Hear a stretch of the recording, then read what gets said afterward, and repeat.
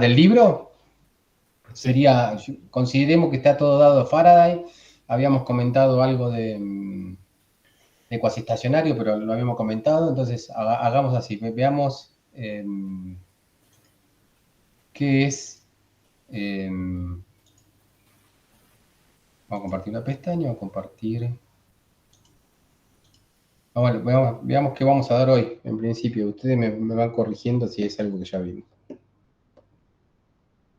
Primero, corrección de Maxwell a la ley de Ampère.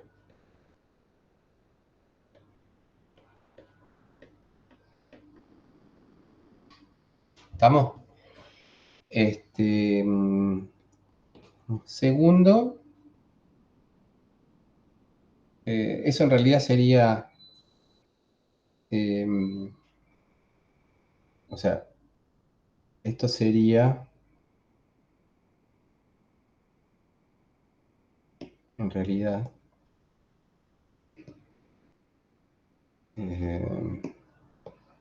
lo primero que habría que ver no es la corrección, sino ver por qué la ley de Ampère está mal.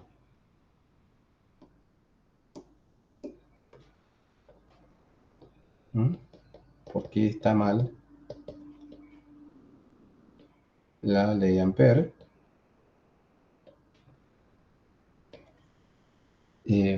Porque está mal, bueno, cuando los campos varían el tiempo, ¿no?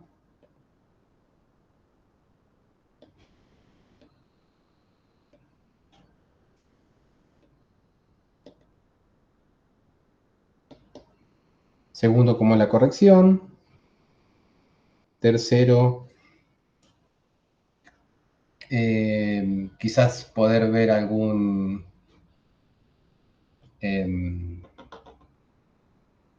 un ejemplo, el del capacitor.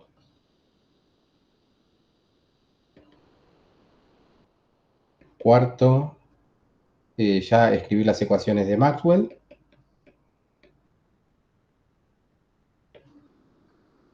¿Sí? En el vacío y en medios materiales. ¿Está bien? ¿Se acuerdan que repasen medios materiales? Había dicho, quizás ahí hagamos más rápido. Quinto, aproximación cuasi estacionaria. Me faltaría efectos de borde también. Efectos de borde, no, condiciones de borde. Mucho.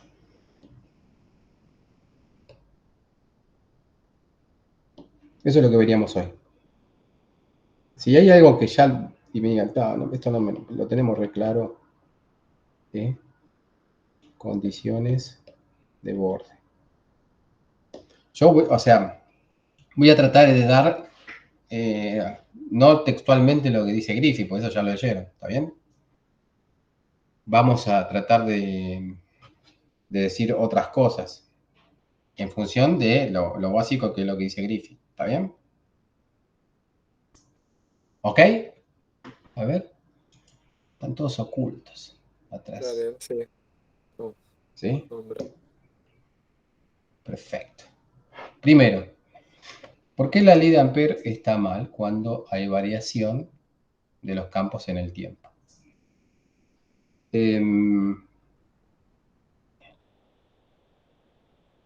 La ley de Ampère está mal cuando hay variación de los campos en el tiempo. Básicamente, y ahora lo explicamos bien, ¿sí? Nos creamos una situación que tenga que ver con la ley de Ampère. Una situación que tenga que ver con la ley de Ampère tenemos una línea de corriente, si quieren infinita, ¿sí? Este es un problema magnetostático, ¿sí? Entonces, acá no hay, estoy hablando de la situación de abajo. En la situación de abajo tenemos una línea de corriente, tenemos un campo magnetostático, ¿sí? De tipo solenoidal. Selenoidal o solenoidal, nunca le invoco las palabras. ¿Estamos de acuerdo con esto? Esto es tranquilamente un problema en donde los campos no son variables en el tiempo, ¿no?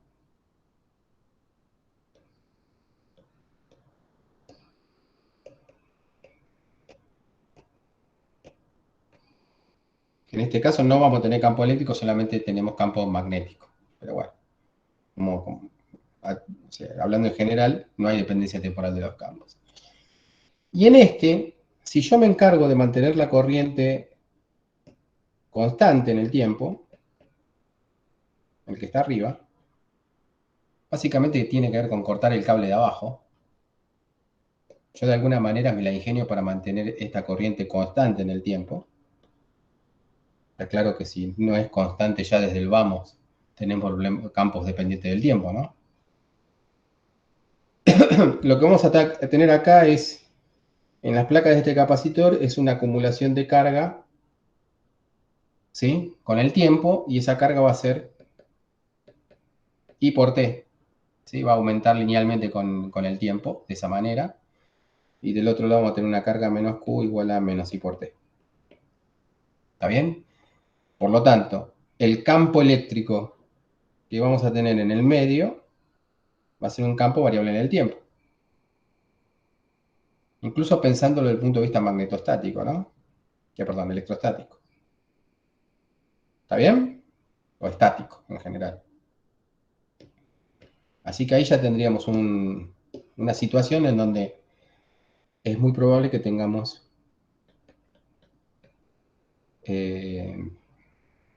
campos variables en el tiempo. ¿Sí? Si uno ponele que se cree un poquitito que el campo magnético que está generado por esa corriente, ¿sí? En las zonas que están cercas a la línea de corriente, vieron que el campo va, digamos, está claro que se corta la corriente, pero si, bueno, uno hace la vista gorda, uno puede pensar en un campo, principio magnetostático, ¿está bien? Pero ahí, bueno, eso estaría mal, pero bueno, puede hacer la vista gorda, pero ahí la vista gorda sobre el campo eléctrico no la puede hacer. ¿Estamos de acuerdo? Y ese campo eléctrico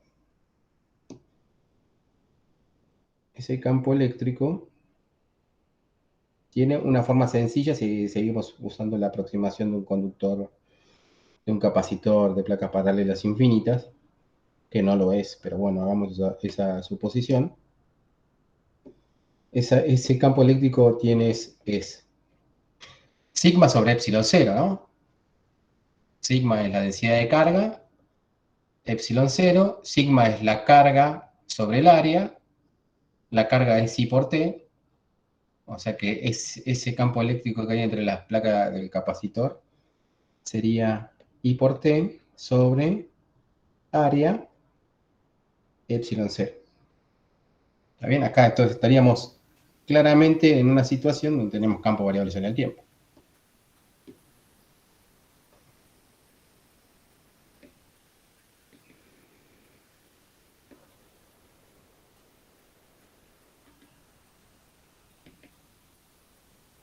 ¿Estamos de acuerdo ahí?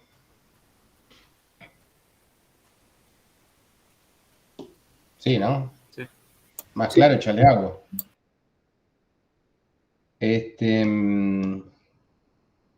Bien. Entonces, la ley de Ampère en principio me dice, bueno, si yo calculo la circulación del campo magnético, digamos, alrededor del cable, en algún lugar donde pase corriente, la circulación del campo magnético, poner así, pasa por acá adelante, si lo calculo en este sentido, sería la integral de D por diferencial de L en este circuito es C. Eso me daría la corriente concatenada, que sería la I. ¿Está bien? Sobre mu 0. No, mu 0 por I.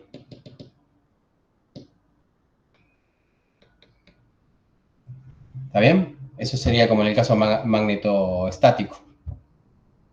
¿Está bien? En principio, viéndolo mal y pronto, me daría eso. Ahí el sentido del campo magnético no sería para el otro lado. Sería en el mismo sentido que estoy tomando la circulación, ¿está bien? Así que me daría bien, digamos. Claro, sí. Y fíjate que la circulación viene, pasa, digamos, por delante. A ver, pasa por acá. ¿Está bien? Entonces tendría ese sentido el campo magnético, la circulación sería positiva, ¿no? Del campo magnético ahí. ¿Estamos de acuerdo? Sí, sí, está bien. Bien. Ahora, si yo pienso además que la corriente, en realidad, esta corriente ahí concatenada ahí, uno la puede pensar como la integral de J por diferencial de área, y el área es el de una superficie que rodea ese circuito, ¿ok? Entonces uno puede pensar que el área es esto, ¿está bien? Con un diferencial superficie en la dirección, si quieren, Z versor, ¿está bien? No habría ningún problema, ¿ok? Pero el problema surge cuando uno puede considerar, ustedes saben que para uno puede considerar otra área, digamos. La otra área es, convenientemente, para ver el problema que tenemos, es esto. La voy a pintar de rojo ¿sí? Para la señal de peligro. ¿Está bien? Hasta ahí estamos bien. Entonces, si yo tomo esa área, ¿sí? Fíjense que por acá no pasa, por esa área roja no pasa la corriente. Entonces, según en qué lugar yo calcule el área, perdón, la corriente concatenada va a ser 0 o I. Ahí me faltó el 1 sobre mu0, el mu0 acá. 0 o I mu0. Entonces, ¿con cuál de las dos me quedo? Ese sería el problema, el dilema que aparece cuando tenemos esta situación. ¿Mm? Uno me puede decir, che, no sabemos, igual estamos trabajando, digamos, en el lodo. ¿Por qué estamos trabajando en el lodo? Porque estamos suponiendo que el campo magnético, que yo estoy calculando la circulación del campo magnético, que hay un campo magnético ahí, ¿no? Ahora estamos en terreno desconocido porque tenemos campo variable en el tiempo y nosotros estudiamos campos que no eran variables en el tiempo. ¿Ok? Pero uno puede hacer el siguiente truco, ¿sí? Tapándose un poco, poniéndose los dedos en la nariz.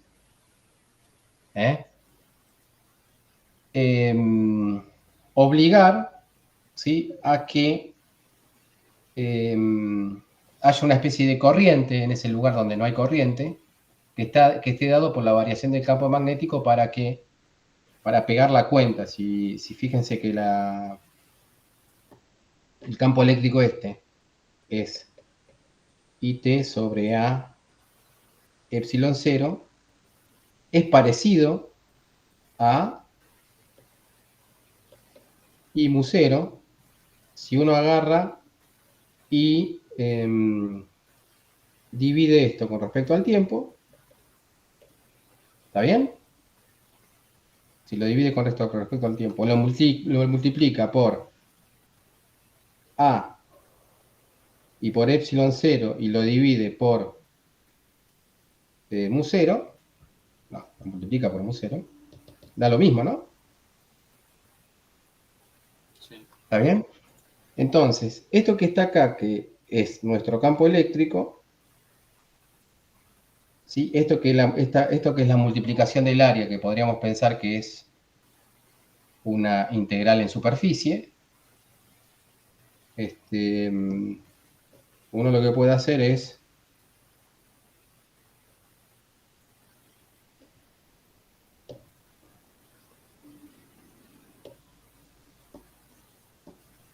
lo que puede hacer uno es decir que si yo hago esta cuenta, la integral de la derivada de y con respecto al tiempo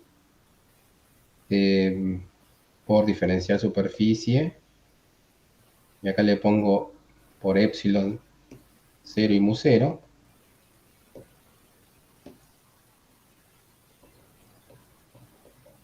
eso da lo que tiene que dar, ¿no? Eso da y mu 0, y eso es lo que podría ir ahí, para que el resultado siga siendo consistente. ¿Está bien? Entonces ahí es donde yo me creo a esta cosa, mu 0, epsilon, no, el mu 0 estaba de antes, el epsilon 0 como el epsilon 0 por la derivada de con respecto al tiempo, como una cosa que yo llamo corriente de desplazamiento. ¿Ok? Es una corriente que no existe. ¿Sí? Dígame. No entendí bien por qué necesitamos definir esta corriente.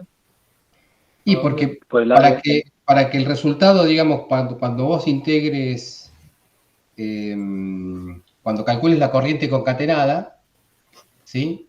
Te dé lo mismo. ¿Sí? ¿Por qué te tiene que dar lo mismo? Y básicamente si vos haces, acordate cuando vos calculás, quizás esta es la pregunta. O sea, cuando vos calculás, usás el teorema de Stokes. El teorema de Stokes, ¿qué te dice? La integral en la superficie que rodea a una curva de rotor de algo, ¿sí? Rotor de A, por diferencial superficie, es igual a la integral de A en esa curva por diferencial de L, ¿no? Eso te dice el teorema de Stokes. Ahora, esta superficie que está acá,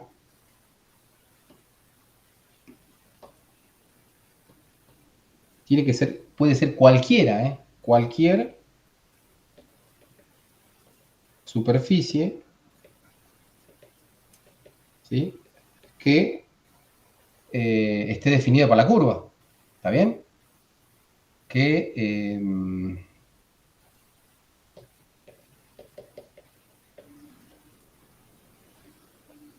¿se entiende? A ver, ponele, mira.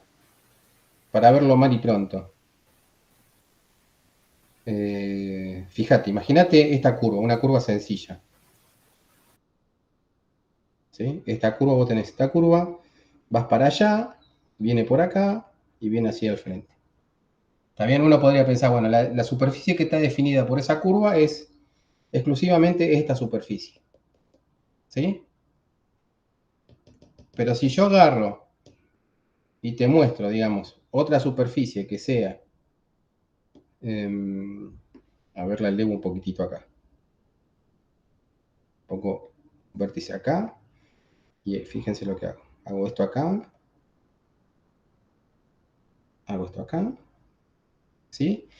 Y ahora tenemos tres superficies tan definidas por esa curva, ¿no? ¿Se entiende? Es como que en vez de tomar la base de una pirámide, estoy tomando la parte de arriba de la pirámide, ¿sí? El techo de la pirámide. ¿Ok? Entonces, de tener una sola superficie que esté definida esa curva, esa superficie roja, ¿está bien? La podríamos poner así.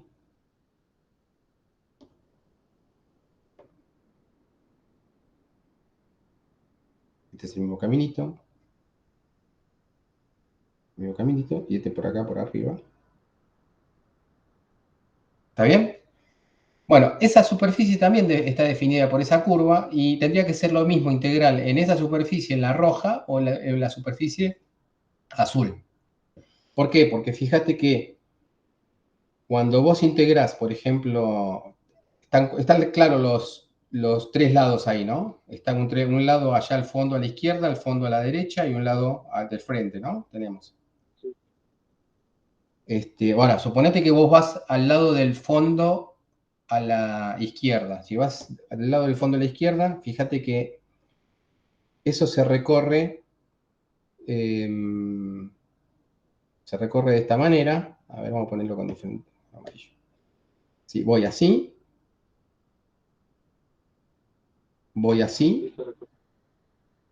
y después voy así, ¿ok? Y después uso el verde para recorrer el otro. El otro sería así, así, ¿está bien? Y este, fíjate que se cancela con ese. Y después tenés el otro, un blanco. El otro sería así, ¿está bien? Este se cancela con este, y este se cancela con este. ¿Está bien? Fíjate que los lados que no participaban en la curva se cancelan. ¿Sí? Te queda el mismo resultado. ¿Te entendió? Por eso, bueno, o sea, eso sería un caso bien sencillo de por qué cualquier superficie que esté definida por C funciona en el teorema de Stokes. ¿Se entiende? Sí, sí. Eso lo pongo acá. Esto es teorema de Stokes. Para Doña Rosa sería. ¿Mm? Bien, y estábamos en... Bueno, esa sería la necesidad. Ahí tenemos dos superficies, que sería la amarilla y la roja, para poder seguir usando el teorema de Stokes. Yo necesitaría, digamos, extender lo que es la noción de corriente, ¿sí? Está claro que la corriente son cargas en movimiento para la superficie amarilla, pero ahora me estoy creando otro tipo de corriente, ¿sí? Que en principio no tiene entidad física desde el punto de vista material, digamos. No hay cargas que están atravesando esa superficie roja, ¿está bien? Pero yo quiero mantener la ley de Ampere a rajatabla, entonces me tengo que crear esa corriente de desplazamiento. ¿Sí? Claro, es como que la definís para que den las cuentas, básicamente. La defino para mantener la ley de Ampere, y bueno, cuando ahí mantengo la ley de Ampere es donde creo otro término que se va a llamar término de Maxwell en la ley de Ampere. ¿Sí? O que le podríamos llamar término de Maxwell. Claro. ¿Sí? Lo interesante acá es que desde el punto de vista físico, si bien no es una corriente material, es algo que tiene sentido. ¿Sí? ¿Por qué? Porque fíjense que si yo mantengo la corriente, ¿sí? Póngase que yo tengo una fuente de corriente y mantengo la corriente de un lado y la izquierda, la acumulación de carga positiva, ¿sí? Acá va a haber una acumulación en el tiempo de carga positiva a la izquierda y una acumulación de carga negativa a la derecha. Eso lo que va a provocar, ¿sí? Es que ¿sí? Se atraigan cargas negativas de la derecha a la izquierda y se atraigan cargas positivas de la izquierda a la derecha. ¿Sí? O sea que eso mismo, ¿sí? Es consistente con el paso de la corriente. ¿Se entiende? O sea, uno podría pensar, che, si yo corto el cable, ¿sí? la corriente deja de circular. Si yo mantengo la corriente, se acumulan cargas positivas, se genera un campo electrostático que atrae cargas, y esa atracción de cargas es la que permite circular la corriente. ¿Se entiende? Re loco. Ustedes van a decir, che, pero dijimos que, ¿cómo se llama? Si uno corta el cable, digamos, deja de circular la corriente, está claro, pero yo acá estoy imponiendo que la corriente la mantengo de alguna forma, ¿no? Claro. Sí, la estoy manteniendo externamente de alguna manera. Está claro que si yo corto el circuito, la corriente deja de circular. Pero si yo sigo, digamos, imponiendo esa condición, digamos, lo que sucede es consistente con esa condición. ¿Ok? Es más, aún si yo la corto y no mantengo esa condición, instantáneamente hay una acumulación de carga que hace que siga habiendo un flujo de corriente, ¿no? Bueno, listo, eso sería la presentación de por qué estaría mal la ley de Ampere, ¿por qué se le agrega ese término? Ese término lo podríamos definir entonces como una corriente de desplazamiento que se llama epsilon 0 por la derivada de con respecto al tiempo. ¿Está bien? Entonces la ley de Ampere me quedaría, la ley de Ampere-Maxwell,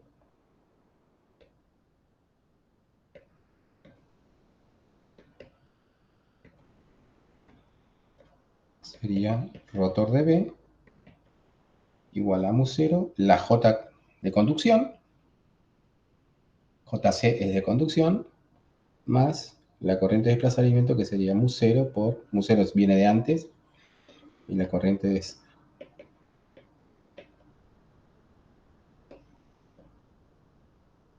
esa sería la ley de Ampere-Maxwell. Bueno, eso sería por qué está mal la ley de Ampere. Esa es la corrección a la ley de Ampere. La corrección desde un punto de vista formal se puede obtener directamente a partir de la... ¿sí? A partir de la conservación de la carga.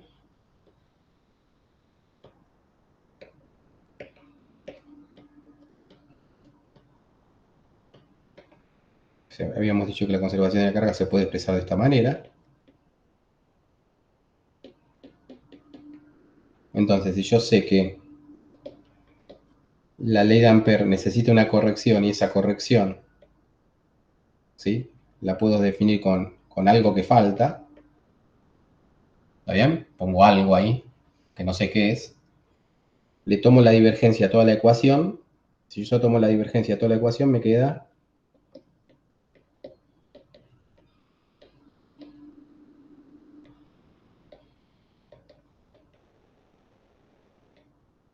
la divergencia de algo. Estos saben que la divergencia de un rotor, ahí solamente tenemos derivadas cruzadas. Estas cosas dan igual a cero porque uno supone funciones suaves, ¿no? Campos suaves.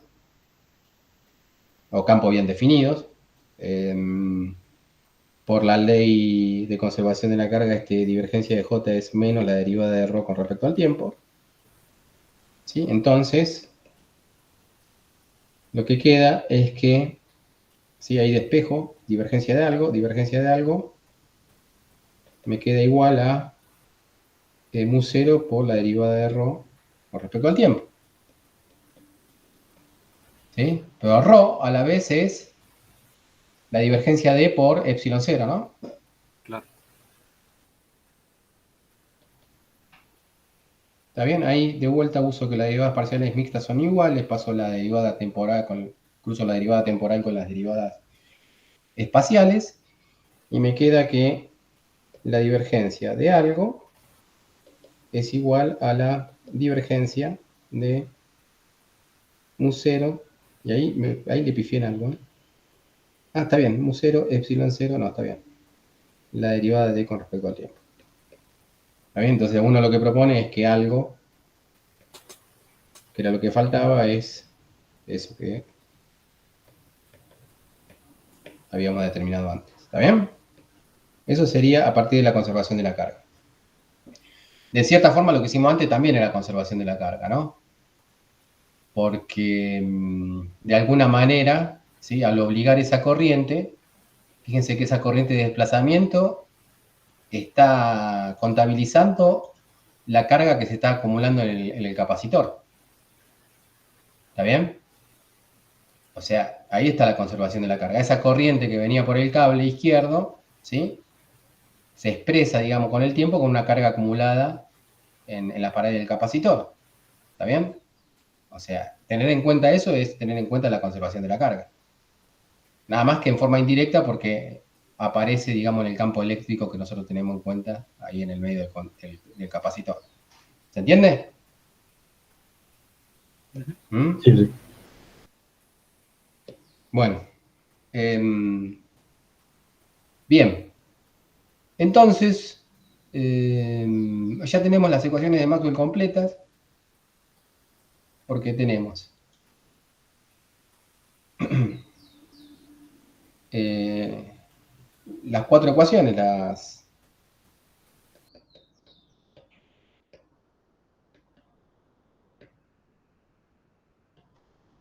la cosa que se llama ley de Gauss, la otra cosa que no tiene nombre, ¿sí? O también podríamos llamar la ausencia de monopolos magnéticos a esta, divergencia de B es igual a 0. La otra que es la ley de Faraday, ¿ok? Y la otra que es la ley de Ampère-Maxwell. Un 0J. ¿Sí? Ahí yo puse J de conducción, tendría que haber puesto J total. ¿Sí? En una parte puse JC, es J sin C, J total. ¿Está bien? Ahora, precisamente cuando veamos medios materiales, vamos a entender bien poco cuál es la diferencia. Acá van, con los campos eléctricos y magnéticos, así van todos los J. O sea, aunque tengamos medios materiales, uno puede pensar que tenemos el vacío, ¿sí? En los J están incluidas todas las corrientes, ¿sí? Las de conducción, las de magnetización, las de polarización, todo. Entonces, estos son completamente generales, estas ecuaciones. Y faltaría la de corriente de desplazamiento. ¿Estamos? Una forma conveniente de escribir estas ecuaciones es dejando, digamos, poniendo de manifiesto cuáles son las ecuaciones homogéneas. Hay 2 ecuaciones que son homogéneas y otras 2 ecuaciones que son inhomogéneas. Las 2 ecuaciones que son homogéneas, ¿se acuerdan? Las ecuaciones homogéneas eran las ecuaciones en derivadas parciales que no tenían un término aditivo, ¿no? Un término constante. Así que una es la divergencia de B igual a 0. O sea que lo vamos a poner acá abajo. Y la otra es la de arriba, que no tiene, fíjense que son todas derivadas.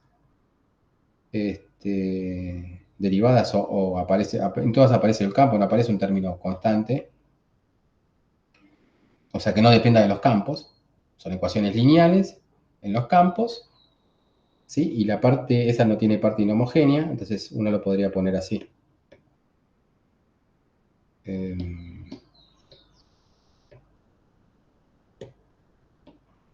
Si paso por el otro lado, tiene que ir con un más.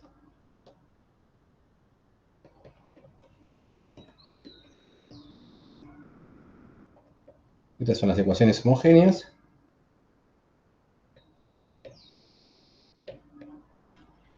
Y las que quedan, uno podría ponerla de esta manera. Lo pongo acá. Esto lo saco.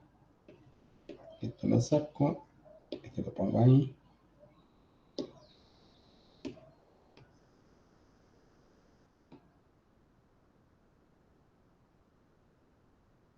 Esto ahora va restando, ¿no? Y esto me queda un 0J. Precisamente esta parte que es el ρ y el j son la parte que dan la inhomogeneidad de la ecuación, ¿no?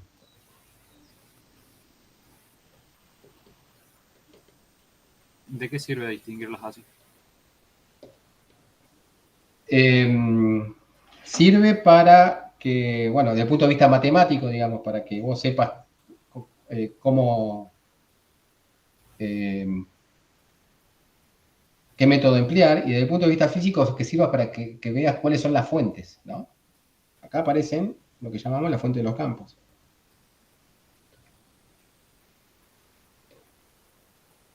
Ah, claro, que sería la J y la Rho. Claro, entonces la fuente de los campos son esos ρ y el j que aparecen ahí. También la fuente, en realidad, serían las fuentes. Está bien, son las fuentes. Uno puede decir, che, el campo magnético variable también es fuente para un campo eléctrico, ¿no? Variable a partir de la ley de Faraday. Pero bueno, desde el punto de vista de cargas quietas o en movimiento, estas serían las fuentes, ¿no? Las fuentes, no sé cómo decirlo, materiales me metí, ¿por qué hablo? Me meto en cada brete. ¿Sí? Pero son fuentes los campos, digámoslo así. Claro, si no hubiera dicho nada del campo B, no se me lo ocurre, pero claro, si tenés un campo magnetizado que varía, un material magnetizado que varía, ahí solamente generaría una. No, bueno, pero en ese caso siguen siendo o sea, vos tenés, o sea, lo que estoy diciendo hay fuentes que son cargas y cargas en movimiento, eso te generan campos, ¿sí? Eléctricos y magnéticos, pero si vos no tenés esas cargas, ¿sí? La variación de los campos generan los otros campos, digamos, variación de campo, fíjate, por la ley de Faraday, variación de campo magnético, te genera un campo eléctrico, eso precisamente lo que vamos a ver en cuasi-estacionario un poco, y en la ley de Ampère-Maxwell, si no tuviese J, variación del campo eléctrico te genera campo magnético. Claro. ¿Está bien? Eso tiene que ver con las ondas. ¿Sí? En las ondas uno tiene esa característica. Fíjense que si yo saco las fuentes, uno podría decir, bueno, vamos a poner con otro color para que quede claro que sería un caso particular. Ponerle que esto es igual a 0, esto es igual a 0, esas serían las ecuaciones en el vacío, ¿no?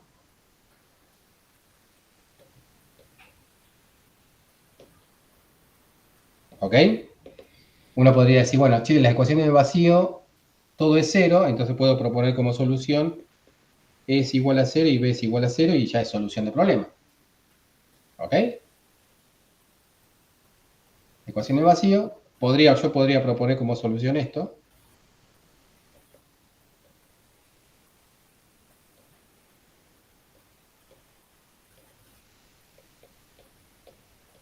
Entonces, ¿qué pasa?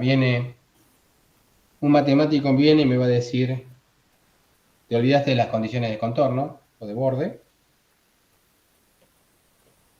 ¿no? Acuérdense que la solución tiene que cumplir no solamente las ecuaciones diferenciales, sino las condiciones de borde, o condiciones iniciales también, según el problema que esté trabajando.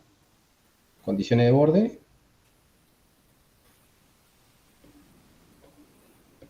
Eso te diría un matemático. Y un físico iría más por el lado de, pensando en las ondas, ¿sí? Cuidado que si vos tenés campos variables, magnéticos o eléctricos variables, puedes generar campos, ¿sí? Eléctricos o magnéticos. ¿Está bien? Claro, y ahí no necesariamente sería el de 0 y el de 0. Claro. O sea, ahí tendrías una retroalimentación entre los campos y se manifiesta como una onda electromagnética. ¿Está bien?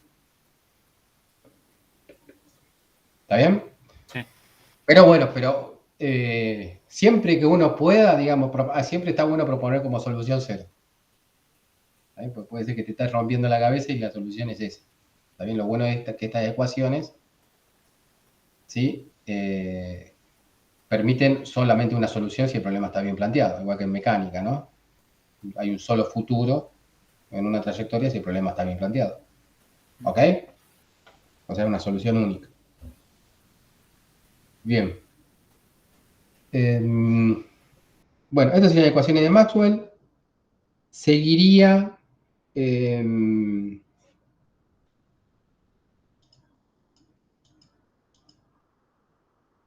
ejemplo típico es el del capacitor. El ejemplo típico es el del capacitor. Ahí tenemos en el libro, bueno, podríamos decir ejemplo típico en el sentido de cómo uno resuelve el problema del capacitor. Antes de entrar a cuasi-estacionario, uno se puede de vuelta tapar la nariz, ¿sí? Entonces, ¿cómo resolveríamos este problema? En este problema donde yo tengo la corriente fijada, constante, ¿sí? ¿Cuánto vale el campo eléctrico y cuánto vale el campo magnético? ¿Está bien? Uno podría decir, bueno, el campo eléctrico ya un poquitito lo hablamos, ¿no? El campo eléctrico quedaría entre las superficies del capacitor. Esto es un problema hecho así nomás, ¿eh? O sea, con los dedos. Después vamos a tratar de formalizar o dar algún mecanismo para saber cuál es el error que estamos cometiendo hacer esta, que se llamaría aproximación cuasi-estacionaria. Pero así aquí de entrada, ya de entrada, uno podría plantear E es igual a IT, la carga, sobre el área, epsilon 0, ¿sí? Obviamente en la dirección esta, que podría ser Z versor. ¿Ok? Y el campo magnético, bueno, ahí estamos más complicado. El campo magnético sería el de una línea de corriente, nada más que esa línea de corriente se corta ahí, ¿está bien? Pero uno podría decir, bueno, el campo magnético, ¿m? Perdimos el olfato acá, sería mu0 sobre 2pi, era I sobre ρ, phi versor, ¿no?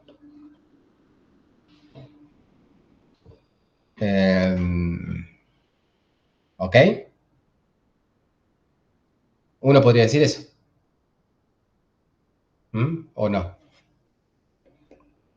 A ver.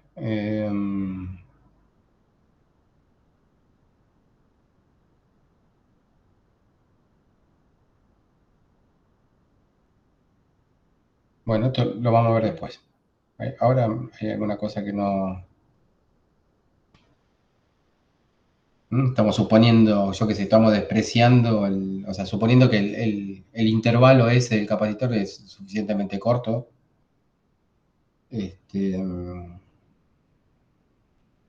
Ok.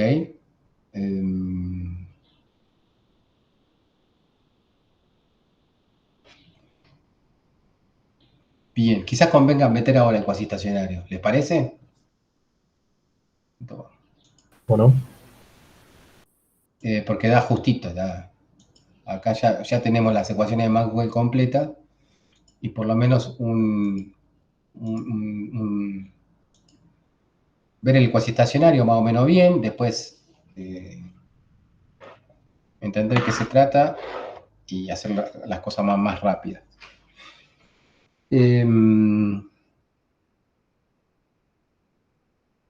Igual, en los cuasi estacionarios, en general, uno supone cosas que acá no sé si están dadas en general, o sea, cuando uno plantea cuasi estacionario magnético,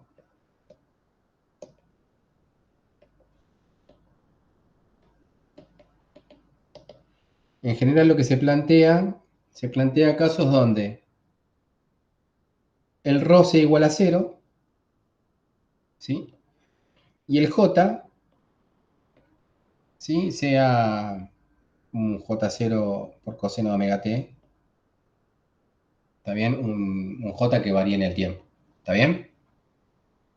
Y en segundo lugar, cuando uno plantea un cuasi estacionario eléctrico, lo que uno plantea es un ρ que sea igual a un ρ0 por coseno de omega t y un J que sea igual a 0. ¿Está bien? En este caso no estaríamos en esas condiciones, ¿sí? Pero sí le podríamos, lo que podríamos hacer a este problema, sacarle, o sea, trabajarlo de como si fuese este caso en el J es igual a 0, restándole ese campo magnético que agrega la corriente de esa uniforme a lo largo de todo el hilo. ¿Está bien? Dani, Entonces, sí. ¿por qué se escribiría como una función periódica? Es por una simplificación, digamos. O sea, cuando vos tenés campo variable en el tiempo, lo podés descomponer en Fourier, ¿sí? Y trabajar con una sola componente de Fourier y después sumar. ¿Está bien? Claro. Pero bueno, eso es lo que vamos a hacer ahora. Vamos a... Bueno, está claro, ¿no? Que este problema no cumpliría esto, ¿no? Y sin embargo es lo que vamos a trabajar. Después vamos a ver, yo les voy a pasar una hoja, un ejemplo de cómo eso podría establecerse. Fíjense que si yo pongo acá una corriente entera así, yo tendría que agregar otra corriente para allá, ¿sí? O sea, si yo superpongo una corriente entera, podría superponer un pedacito de corriente, ¿sí? En sentido contrario, ¿está bien? Y pensar ¿sí? La corriente esa que queda ahí adentro, ¿sí? Podría tener que ver con la acumulación de cargas en la superficie del capacitor. Pero bueno, no, esto es... no dije nada. Vamos directamente con el magnético cuasiestacionario y después les voy a presentar un ejemplito del capacitor cargándose, cómo se resuelve. ¿Sí? Bien, arranquemos con el cuasiestacionario magnético.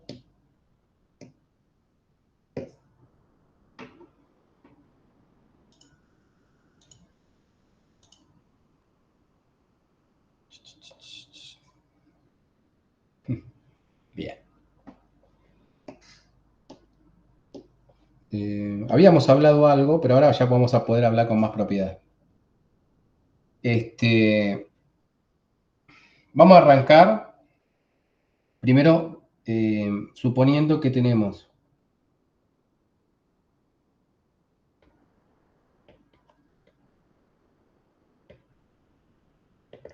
un J que es función de R y de T, ¿sí? Diferente de 0, y un ρ, que en principio es función de R y de T, que es igual a 0, ¿sí? Para todo R, para todo T.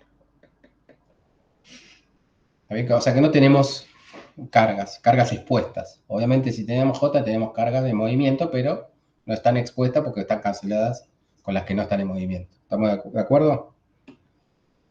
O sea que el ρ es igual a 0.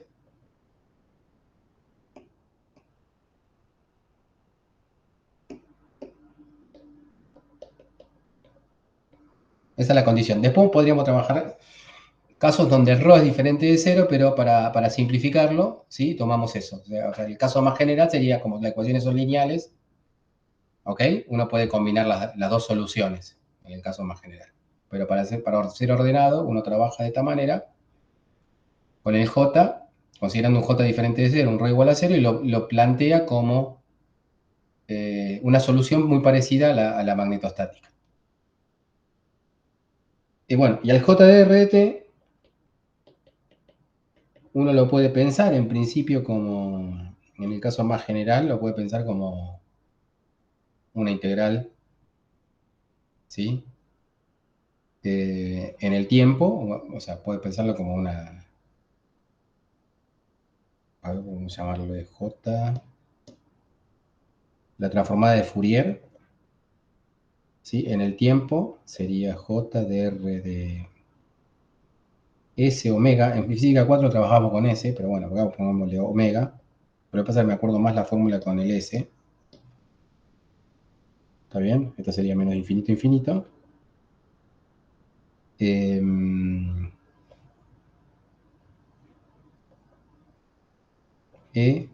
a la I 2pi S T diferencial de T. No, diferencial de S. ¿Está bien? ¿Se acuerdan de eso? Y eso había que tomar, uno le tenía que tomar la parte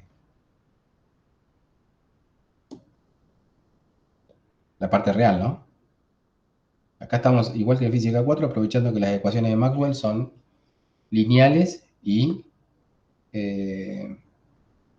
reales. Al ser reales, los operadores que hay, los gradientes, las derivadas temporales, todas esas cosas son reales, uno puede plantear una solución compleja y después al final del cálculo tomar la parte real. Entonces uno tendría que tomar la parte real de esto. Sí, en vez de hacer ese lío, uno lo que hace es suponer, acá yo, bueno, como en general se trabaja con omega, acá vamos a poner omega.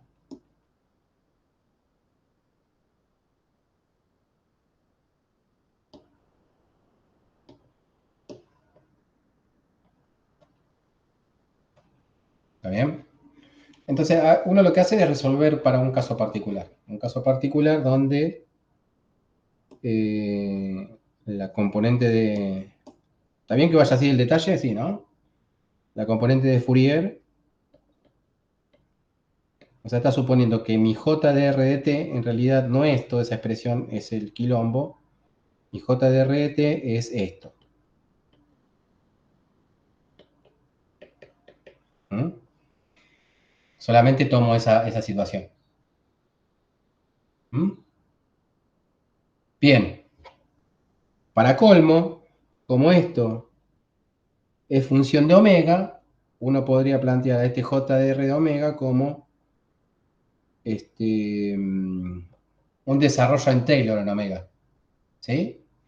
Un desarrollo en Taylor en omega que podría establecerse de esta manera. Un J0 de R más un omega por un J1 de R más un omega al cuadrado. Ahí podría poner sobre 2 factorial, pero bueno.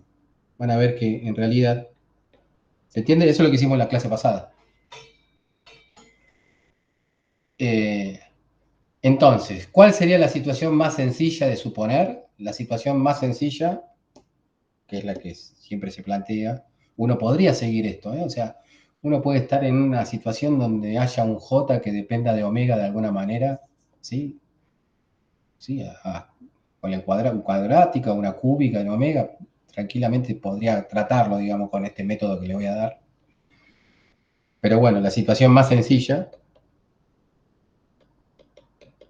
es cuando el J de R de T es un J0 de R, ¿está bien? Por un E a la I omega T.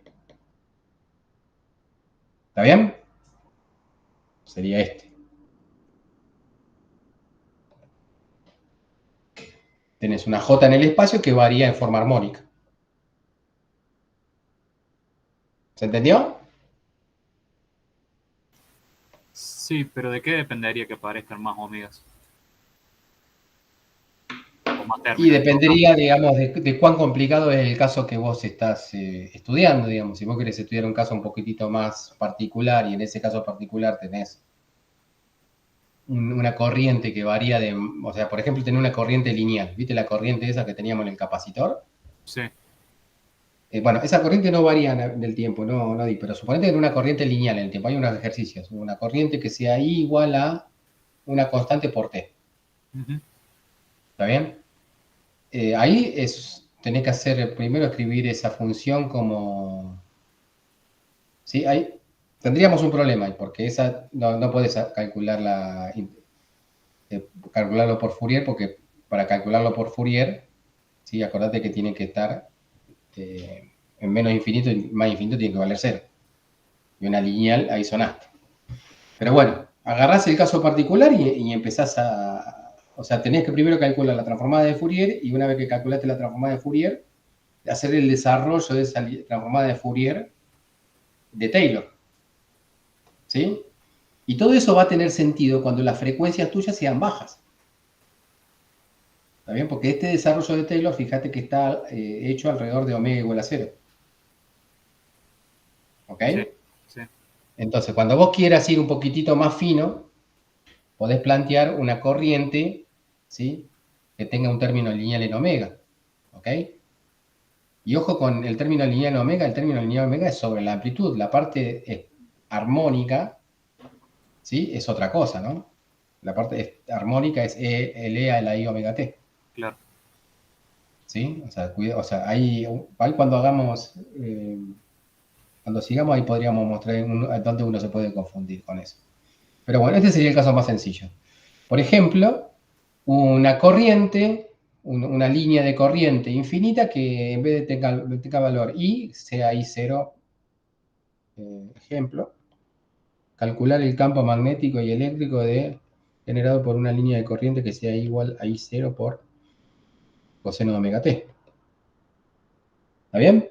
O sea, eso tranquilamente lo podés establecer con un circuito, ¿sí? Que tenga una batería, o sea, una batería, un generador alterno de corriente, ¿no?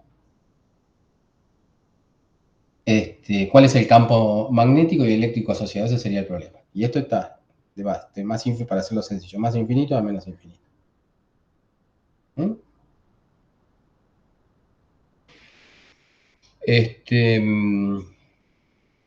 Bien, entonces,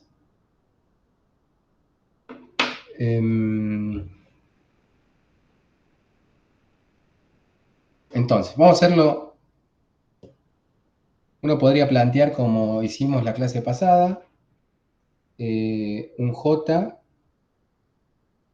de RDT como la parte real de un J0. Creo que en la clase pasada lo hicimos todavía más general. J0DR, pero empecemos con esto ahora por lo menos. Por E a la I omega T. Podemos plantear un campo magnético B, ¿sí? DR de T. Podríamos plantearlo como la parte real de... y ahí sí. Acá, yo estoy escribiendo como si me estuviese enviando. Podría ser un B0DR, ¿está bien? Más, y acá sí lo voy a tener que poner, porque yo de acá no tengo el control, ¿no? Más 1 omega por B1DR.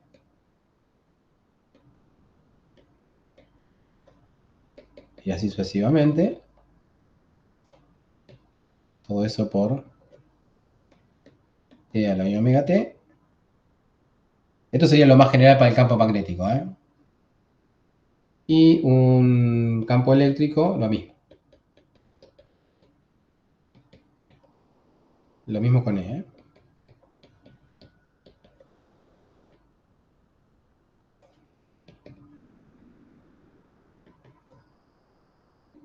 A veces puede confundir poner explícitamente el omega, porque encima es lo que es. Pero bueno, lo muestro así ahora de últimas y la otra forma más sencilla lo dejamos como en la otra forma, no pasa nada. Entonces, uno lo que hace es plantear esto. Todo lo que yo voy a decir sobre las ecuaciones diferenciales también lo tendríamos que plantear sobre las condiciones de borde. El razonamiento es el mismo, ya que las condiciones de borde son, ¿sí?, la aplicación de cada uno de los términos de las ecuaciones de Maxwell.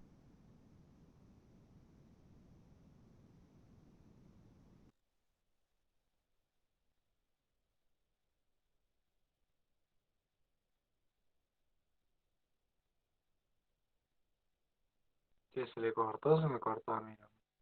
No se corta. Por pregunta. Creo que se le cortó. No, porque estuve andando así con por ahí se me cortaba. Ya no sé si es el otro.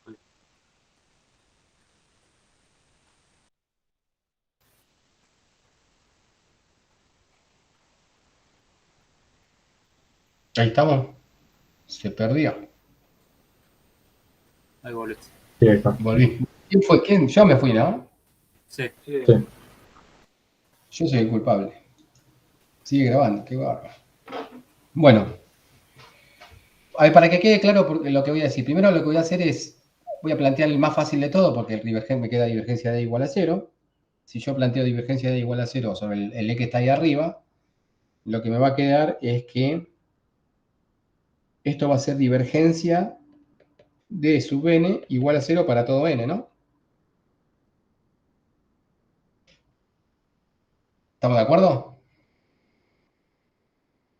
Sí. ¿Mm? Si yo también pongo, bueno, lo mismo para la... Bueno, ahora, es que si yo tengo una condición de borde, las condiciones de borde, ya que está repasando un poquito de condiciones de borde, que están asociadas a la divergencia de E, se acuerdan que esto tenía que ver con los saltos de la componente normal del campo eléctrico. ¿Sí? Era el sigma sobre epsilon cero, pero acá como no hay cargas, dijimos que no hay cargas, esto va a ser cero. ¿Está bien?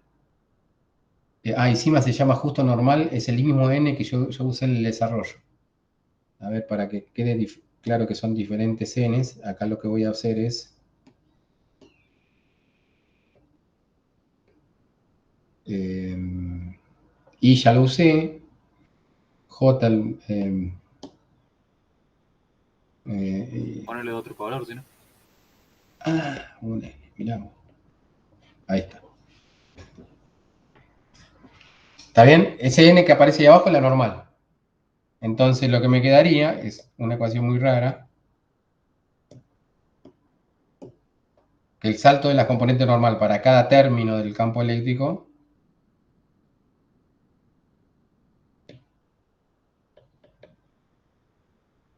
¿no? Esto para que quede gracioso. ¿Está bien? No sé, pero igual, ahora lo borro porque voy a confundir. Pero entienden que el tratamiento que uno le da a cada una de las ecuaciones de esta manera que lo voy a hacer, también valdría, digamos, para las condiciones de borde. ¿Sí? Cada ecuación está relacionada con cada ecuación de Maxwell está relacionada con una condición de borde particular.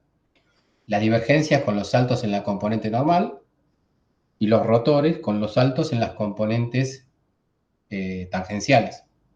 ¿Ok?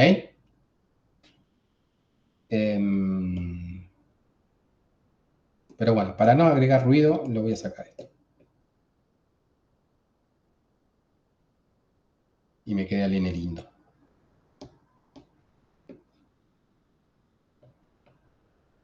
¿Mm? Para n mayor o igual que 0. Lo mismo, divergencia de b es igual a 0. Entonces me queda divergencia de b sub n igual a 0. Para n mayor o igual que 0. Y acá hay que tener cuidado. Ahora, el rotor d igual a menos la derivada de b con respecto al tiempo. ¿Sí? Acuérdense que la derivada de b con respecto al tiempo eso aplica sobre la parte del el e a la i omega t. ¿Está bien? Entonces me va a quedar un menos i omega por b. ¿Está bien? Me quedaría eso. Entonces, ahí tenemos que tener cuidado. Lo que yo podría hacer acá es desarrollar, si yo a esto lo pongo, entonces lo voy a poner así. Entonces, la sumatoria sobre n del rotor de E sub n, ¿m? Y acá me quedaría omega n, omega a la n. Eso tendría que ser igual a menos i sumatoria sobre bn omega n más 1, ¿no? Pues se coló el omega n, ese omega que salió ahí. ¿Está bien? Entonces, fíjense que si yo hago un cambio de variables, acá este n lo llamo, n más 1 lo llamo n, a n sería n menos 1, entonces me quedaría... Ahora les voy a mostrar una forma mucho más sencilla. Ahora, esto para hacerlo bien. Esto me queda b menos 1, omega n. Este n iría desde 1 hasta infinito. ¿Sí? Entonces acá lo que tendríamos son dos condiciones. Para rotor de E0 igual a 0 y para n mayor que 0, rotor de En igual a, esto es n igual a 0, y esto es n mayor que 0, rotor de En igual a menos i de n menos 1. ¿Está bien? Estas serían las ecuaciones. Me quedaría esto. ¿Sí? Esto no vamos a hacer, cuando tengamos que hacer un problema cuasi estacionario, no vamos a hacer esto. Yo les voy a enseñar una mucho más fácil que esto. Pero esto para que me crean lo que voy a hacer. ¿Está bien? Después tendríamos esto para el campo eléctrico. ¿Ok? Y para el campo magnético, siguiendo el mismo razonamiento, me quedaría esto que voy a escribir acá. A ver si esto se puede achicar.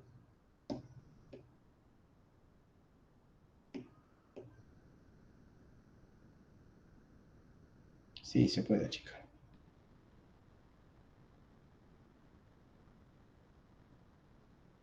Voy a achicar esto también, ya que estamos.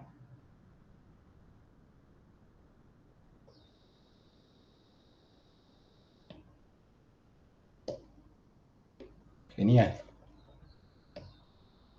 Me queda esto. Y para el campo magnético, acá lo escribo grande y después lo achico.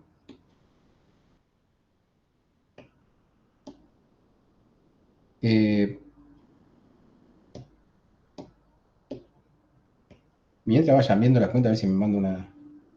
¿Sí? Después tenemos rotor de B es igual a mu0, J, el único J que había era el J0, ¿está bien? J0, ese era por E a la I omega t, más epsilon 0, mu0, y ahí lo derivo con respecto al tiempo del campo eléctrico, ahí se me va a salir un I omega, ¿está bien? Y me queda el mismo campo eléctrico. ¿Ok? Entonces, lo desarrollo en Taylor, me quedaría sumatoria de n, rotor de Bn, omega n. El omega, la n contabiliza, ¿no? A qué grado de omega estamos. Y acá me quedaría mu0, j0, por e a la i omega t. Acá yo el e a la i omega t lo cancelé, así que no tiene que aparecer. Más, y acá hacemos lo mismo que antes, un i, epsilon 0, mu0, y acá el omega se mete en el desarrollo ese, así que quedaría sumatoria sobre n, e sub n, en omega n más 1. De vuelta hago un cambio de variables. Este n ahora va a ser desde 1 hasta infinito. ¿Se entiende lo que voy haciendo? Sí, sí. Lo redefino, acá me quedaría n, a ver, espera, me confundí acá. Este sería infinito, esto sería n menos 1 y omega n, ¿no? ¿Mm? Entonces, lo que me quedaría, o chico,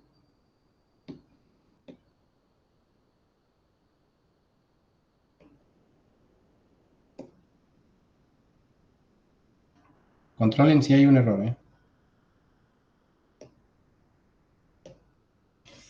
Entonces, si yo me fijo, fíjense que a orden 0 solamente aparece el J, o sea que me quedaría que el rotor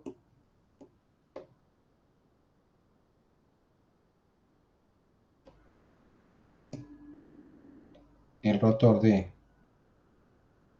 B0 sería solamente el término que va con J, un 0 J0, que era el único que había.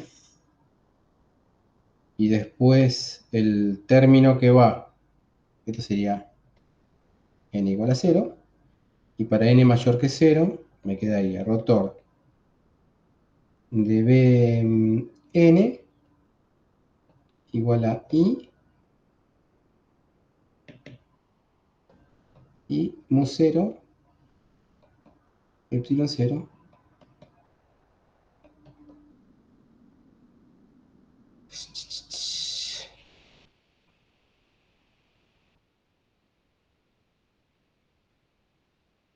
¿No? Estaría así.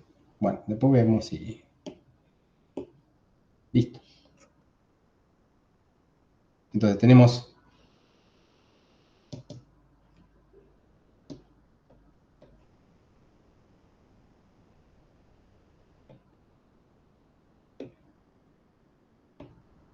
Tenemos estas ecuaciones. Y bueno, y empezamos a resolver los campos a medida con n creciente. Arrancamos con n igual a 0. Esto lo voy a poner acá de costado para ir viendo las cuentas acá. Ah, no se puede hacer.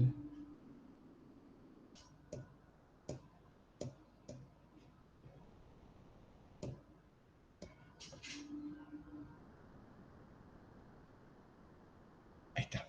Bien. Fíjense. Para n igual a 0 tenemos divergencia de 0 igual a 0 y rotor de 0 igual a 0. ¿Estamos de acuerdo? Sí. Eso me va a dar un campo eléctrico de 0 igual a 0. Para B0, vamos a tener divergencia de B0 igual a 0, ¿sí? Y rotor de B0 igual a mu0J. 0. Fíjense que el J0 ahí, ese J0 no depende del tiempo, porque ya el tiempo lo usé, con el fasor E a la I omega t. ¿Sí? Ese problema que está ahí es un problema magnetostático. Entiendo toda la pinta de un problema magnetostático, se resuelve como en magnetostática, y entonces este B0 es mi solución magnetostática. Se supone que yo sé resolverlo. ¿Está bien? O sea que ese B0 es diferente de 0, tiene un valor, un campo magnetostático que tendrá que ver con el problema particular. ¿Mm? Ya tengo 0, ya tengo todo. Ahora voy al n igual a 1. ¿Sí? Si voy al n igual a 1 me queda divergencia de E1 igual a 0 y rotor de E1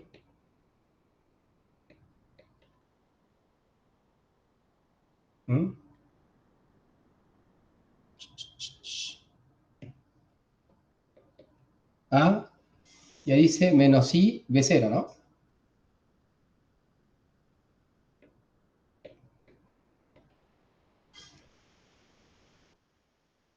¿Ok? ¿Sería de nuevo el magnetostático, ese ser? Claro, eso tendría todo, o sea, el campo eléctrico, pero con pinta magnetostática. O sea, se resuelve de la misma manera que se resolvía en magnetostática. Claro.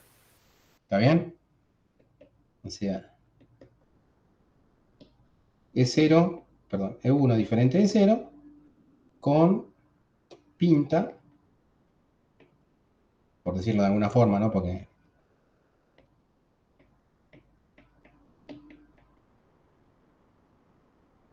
¿sí? Y el B1 me quedaría divergencia de B1 igual a, ¿sí? Acuérdense que después el campo total hay que multiplicar la S1, va multiplicado por 1 omega, ¿no? Porque el campo eléctrico, ¿sí? Fíjense, a esto me estoy refiriendo. ¿Está bien? Va con ese omega. De la forma que lo estoy haciendo ahí, a cada vez que yo tengo que resolverlo, después al final lo enchufo un omega. ¿Ok? Está claro, ¿no? Por esto no me gusta esta forma de resolverlo. Pero bueno, así arranqué el otro día. Ahora les voy a enseñar una más piola, creo. Divergencia de B1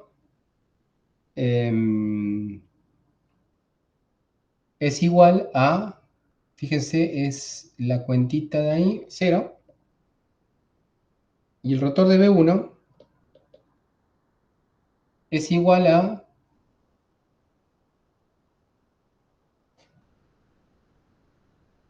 ¿cuánto?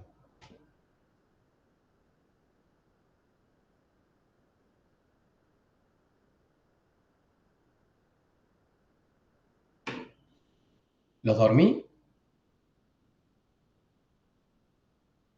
No. Sí. Y no va a ser I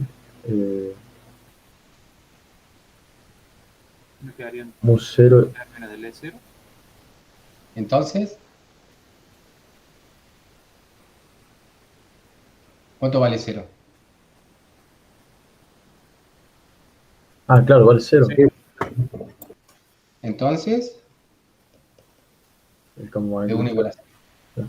¿Está bien? Y así yo puedo seguir el procedimiento, ¿no? Y de forma iterativa, ¿no? Voy calculando los campos de orden mayor a partir de los menores.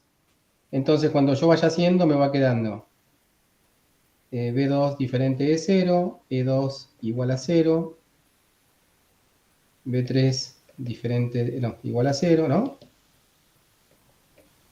E2, E3 diferente de 0 y así, ¿no? ¿Se entendió? Y una vez que uno calcule hasta el orden que quiera, ¿sí? Expresa el resultado como está expresado ahí arriba. Y se queda con eso. ¿Está bien? Uno podría hacer esto hasta el omega, hasta el orden de omega que quisiera. ¿Está bien? Vamos a hacer un descanso y después de descanso vemos ¿En qué orden cortar? ¿O en qué orden se corta comúnmente y bajo qué condición? Me quedó la duda, porque ¿en qué parte estaría estar en la magnetostática o en el electrostático en todo caso? ¿En qué parte? Claro, ¿a qué orden? Claro, eso lo vamos a ver después.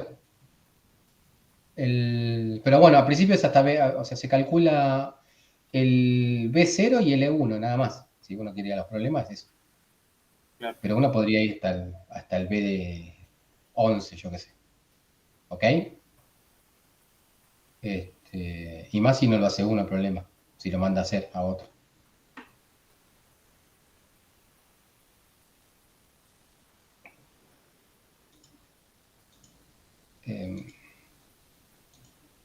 Era para que se rieran y me